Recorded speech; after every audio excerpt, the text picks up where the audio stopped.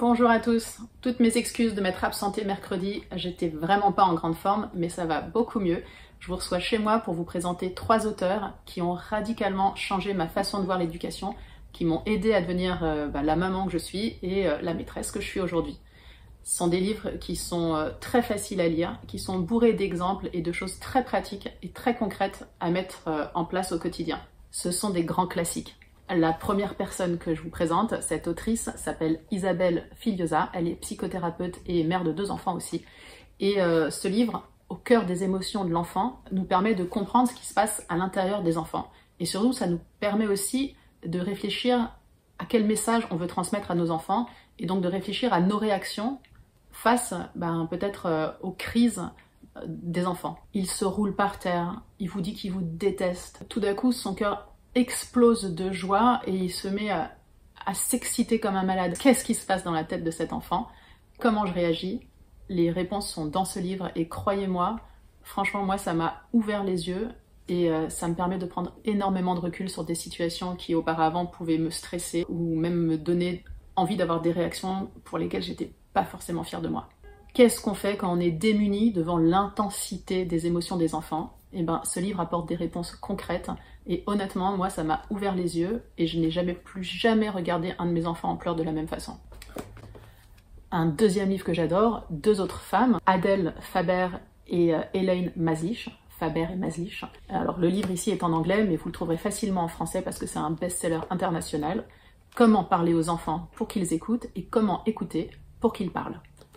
Alors, ce que j'aime dans celui-ci, c'est qu'il donne des exemples très concrets, sous forme de petites BD très sympas à lire, sur des situations de la vie de tous les jours.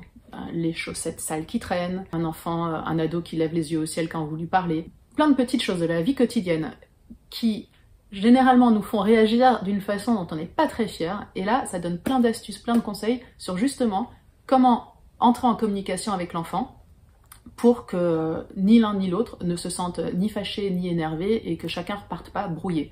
Comment réconcilier les parents avec les enfants et puis surtout, comme pour Filiosa, qu'est-ce qui se passe à l'intérieur d'un enfant quand il a une réaction qui nous surprend? Qu'est-ce qu'il est en train d'essayer de nous dire? Et nous, comment on fait pour répondre à ça? Le bouquin donne plein d'astuces, par exemple, pour trouver des alternatives à la punition. Comment respecter les difficultés que rencontrent les enfants. Il y a un exemple que j'adore, que j'utilise très souvent. Par exemple, au lieu d'avoir une explication logique face à un enfant qui vous pose une question, par exemple, lui donner en rêve, en fantaisie, ce qu'il ne peut pas avoir. Par exemple, s'il vous demande « je veux ceci, cela » et que vous lui répondez « non, on n'en a pas », vous allez peut-être être face à une crise. S'il vous demande « non, je veux ceci, cela » et que vous lui dites « ah, tu aimerais ceci, cela ?» Qu'est-ce qui te plaît dans ceci, cela? Moi, ce que j'aimerais, c'est ça. Et tu sais quoi? Si je pouvais, je t'offrirais le plus grand paquet de ceci, cela. Et voilà, ce sont des petits exemples tout bêtes, mais de situations qui sont dénouées grâce à la parole et grâce à l'écoute empathique. Donc, les 3 livres que je vous présente là parlent essentiellement de ça, d'écoute empathique.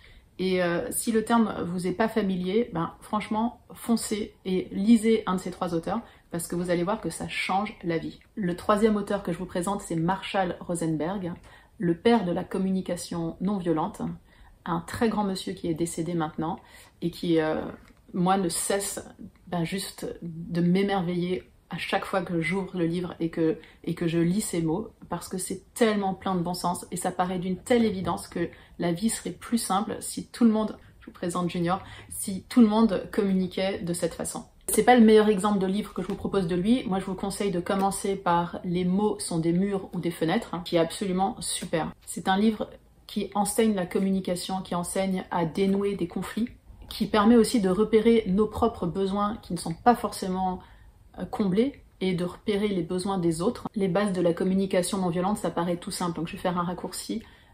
En gros, ce qu'on vous propose de faire face à une situation, c'est d'observer des faits sans émettre de jugement, ce qui est déjà très très difficile en soi dans une société où on a tous appris à différencier le bien du mal, le juste de l'injuste, comme s'il y avait une hiérarchie entre les choses, et apprendre juste à parler des faits sans les juger, c'est déjà une première étape qui est très difficile à faire. Ensuite, ça paraît simple aussi, mais apprendre à exprimer ce qu'on ressent, c'est très compliqué. Je me sens. comment te sens-tu aujourd'hui? Pas facile de répondre à cette question. Une fois qu'on a réussi à exprimer ce qu'on ressentait, on essaye d'identifier nos besoins qui ne sont pas comblés. Un besoin de calme, par exemple, un besoin de sécurité, un besoin d'amour. Pas facile. Et à la fin de ce processus, on peut enfin formuler des demandes à l'autre. Alors, dans ce livre et dans les autres de Marshall Rosenberg, il y a souvent aussi des petites bandes dessinées et des exemples très concrets avec des exercices à faire pour essayer de voir si on arrive à se mettre soi-même en lien avec ses propres émotions pour ensuite arriver à communiquer sereinement avec les autres. Dans tous les cas, ces lectures permettent de réfléchir à nos mots et à nos actions. Nos réactions que l'on a souvent par mécanisme.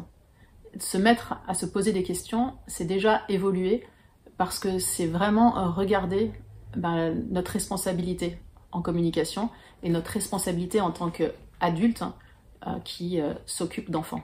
C'était un aperçu très bref de ces grands auteurs. J'espère que ça aura donné à certains envie d'aller plus loin et puis d'avancer dans nos fabuleux métiers de parents et de professeurs. À bientôt.